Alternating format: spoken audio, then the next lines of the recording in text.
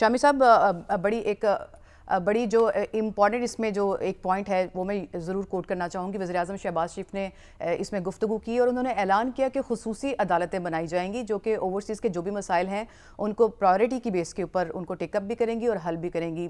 کتنا ضروری ہے یہ کہ جو اوورسیز پاکستانی ہیں ریمیٹنسز بھیجتے ہیں, ایک بڑا کنٹریبیوشن ہے ان کا پاکستان کی اکانومی میں, ان کے مسائل کو ٹیک اپ بھی کیا جائے اور اسپیڈیلی ان کو حل کرنے کے لیے اقدامات بھی کیے جائیں. کتنا ضروری سمجھتے ہیں آپ؟ دیکھیے جو اوورسیز پاکستانیز ہیں ان کی بڑی کنٹریبیوشن ہے پاکستان کی معیشت میں. ہم 25 کروڑ لوگ جہاں رہتے ہیں پاکستان میں, جو ہم ایکسپورٹ کرتے ہیں, ہماری ایکسپورٹ کی آمدن سے جو وہ پیسے بھیجتے ہیں وہ زیادہ ہیں. صحیح. جو ڈالر اوورسیز پاکستانیز بھیجتے ہیں اب وہ ہماری ایکسپورٹ سے بڑھ گئے ہیں. تو ہمیں اس بات پر بھی غور کرنا چاہیے نا.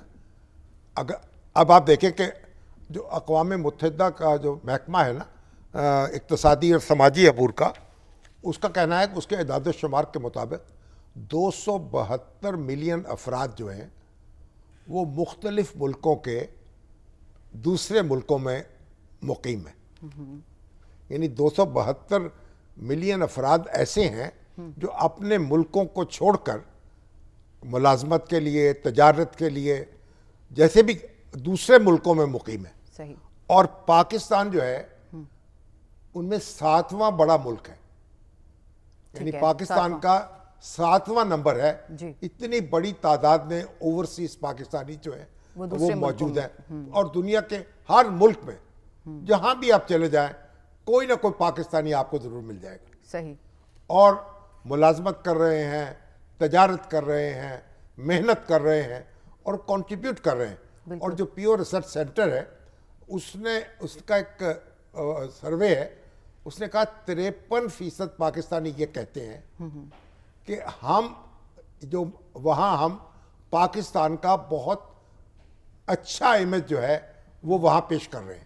صحیح. یعنی ان کی وجہ سے پاکستان کا امیج جو ہے وہ بہت بہتر ہو رہا ہے اوورسیز اس کے اندر. آپ دیکھیں ایک زمانے میں تو امریکہ میں ڈاکٹرز جو تھے بڑی تعداد میں پاکستانی گئے. صحیح. اور امریکہ میں جاتے تھے تو سمجھتے ہیں یہ ڈاکٹروں کی قوم ہے. بالکل. پھر پاکستانی ٹیچر جو ہیں, اور آپ دیکھیں مڈل ایسٹ میں بھی اور بہت بڑی تعداد میں گئے. تو پاکستان نے بڑا کنٹریبیوٹ کیا ہے اوورسیز پاکستانیز نے ان کی اکانومیز میں بھی, اور بڑا پھر انہوں نے اپنا ظاہر ہے کہ اپنے یہاں جو اپنے فیملیز ہیں ان کو بھی ان سے جڑے رہے ہیں, ان کا جو معیار زندگی ہے وہ بلند ہوا ہے. شامی صاحب آپ بڑی انٹرسٹنگ بات آپ یہ کر رہے ہیں, اسی کو آگے بڑھانا چاہتی ہوں میں. جیسے ابھی آپ نے کہا کہ دوسرے ملکوں میں ہے پاکستانی ڈائسپورا کنٹریبیوٹ کرتا ہے ان کی اکانومی کے لیے بھی, ان کی گروتھ کے لیے بھی, اور ریمیٹنسز بھیج کے اپنے جو اپنا وطن ہے اس کی جو معاشی صورتحال ہے اس میں بھی کنٹریبیوٹ کرتا ہے. 10 بڑے ممالک ہیں, 10 ممالک. لیکن شامی صاحب ایک بڑی عجیب سی جو تفصیلات زر جو ہے نا جی بڑی ان کی معیشت میں بڑی بنیادی کردار ہے ان کا, اس میں پاکستان بھی شامل ہے. بالکل. لیکن ایک انفارچونیٹ چیز جو میں کوٹس میں کرنا چاہ رہی تھی وہ یہ کہ جو اتنا زیادہ کنٹریبیوٹ کرتے ہیں پاکستان کی اکانومی میں بھی, یہاں پہ اپنے ملک میں ان کو بہت سے مسائل کا سامنا کرنا پڑتا ہے. کل میں آپ کا جو بھی دیکھ پرابلم اصل میں یہ ہوا ہے کہ پاکستان ایک لحاظ سے اور بھی بتاؤں میں آپ کو, دنیا کا واحد ملک ہے جس میں پاکستان کی جو سیاسی جماعتیں ہیں نا جی ان کی شاخیں بیرون ملک قائم ہیں. یعنی پاکستان کی جتنی پارٹیز ہیں اس وقت پی ٹی آئی اور مسلم لیگ نون اور پیپلز پارٹی ان کی برانچیں بیرون ملک قائم ہیں. جی. دوسرے جتنے بھی ممالک ہیں ان میں سے کوئی ایسا نہیں ہے, انڈیا کو دیکھ لیں, بنگلہ دیش کو دیکھ لیں, کہ وہاں کے باشندے, نہ وہاں آل انڈیا کانگریس ہے, نہ بی جے پی ہے, نہ عوامی لیگ ہے, نہ بنگلہ دیش نیشنل پارٹی ہے. صحیح. یہ پاکستانی جو ہیں, پاکستان اوورسیز جو ہیں وہ پاکستان کی سیاست میں اتنے انوالو ہیں کہ انہوں نے باقاعدہ وہاں شاخیں قائم کر رکھی ہیں سیاسی جماعتوں کی. اچھا اس کی وجہ سے چلیے اچھی بات ہے, اپنا اپنا کلچر ہے. اب اور یہ جو میرا خیال ہے کہ جو کام یہ شروع ہوا ہے یہ پیپلز پارٹی سے شروع ہوا ہے. ذوالفقار علی بھٹو صاحب نے پیپلز پارٹی کی برانچیں پہلے قائم کی وہاں, اس کے بعد پھر یہ مشغلہ ہو گیا. چلیے اچھی بات ہے. آپ کیونکہ انڈیا جو ہے اور بنگلہ دیش میں تو آپ ڈوئل نیشنلٹی نہیں رکھ سکتے. صحیح. اگر آپ کسی دوسرے ملک کی نیشنلٹی لے لیں تو آپ کی انڈیا کی نیشنلٹی ختم ہو جاتی ہے. صحیح. اور آپ کو صرف پھر انڈین اوریجن کارڈ جاری کیا جاتا ہے. صحیح. لیکن پاکستان جو ہے اس کی متعدد ممالک کے ساتھ اس کا ڈوئل نیشنلٹی کا معاملہ چل رہا ہے. ٹھیک. اوورسیز پاکستانی جو ہیں وہ امریکہ میں، کینیڈا میں، برطانیہ میں وہ وہاں کے نیشنل بن جاتے ہیں اور پاکستان کی نیشنلٹی بھی برقرار رکھتے ہیں. پاکستان نے اس کی اجازت دی. صحیح. شامی صاحب یہ تو آپ لیکن ہوا یہ ہے دیکھیے جب پاکستان میں پولرائزیشن بہت بڑھتی ہے اور یہاں ہم سیاسی دنگا فساد ہوتا ہے اس کے اثرات اوورسیز میں بھی پڑتے ہیں اور وہاں بھی سیاسی جماعتیں، پاکستان کی سیاسی جماعتیں ایک دوسرے سے برسر پیکار ہو جاتی ہیں. ٹھیک ہو گیا. اور اب یہ پچھلے دنوں اس میں شدت آ گئی اور اب یہ جو اوورسیز کنونشن ہوا ہے اس میں جو وزیر اعظم نے بھی خطاب کیا اور چیف آف آرمی سٹاف نے بھی خطاب کیا اس میں کہا کہ آپ کو یہ ایک میسج دے دیا کہ پاکستان اوورسیز پاکستانی جو ہیں وہ ہمارے ماتھے کا جھومر ہیں. بالکل. وہ اپنی پاکستان اپنی سیاست جو بھی تھوڑی بہت کریں لیکن پاکستان کے جو مفادات ہیں ان کو بھی اولین ترجیح پہ رکھیں.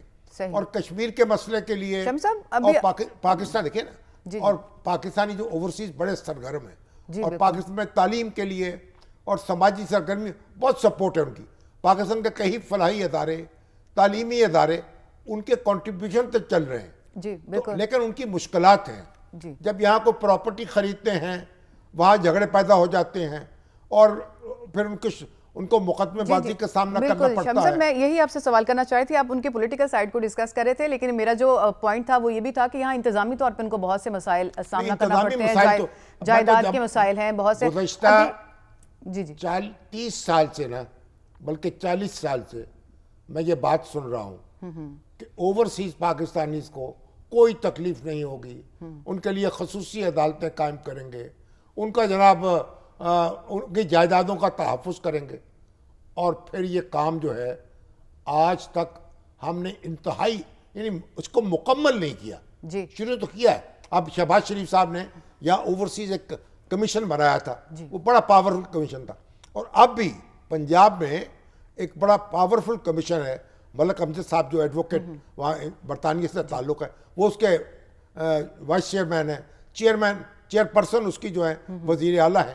تو زیادہ تر جھگڑے اور مسائل پنجاب میں ہیں. صحیح. دوسرے صوبوں میں بھی شکایات ہیں لیکن پنجاب کی شکایات زیادہ ہیں. زیادہ تر لوگوں کا تعلق بھی یہاں سے.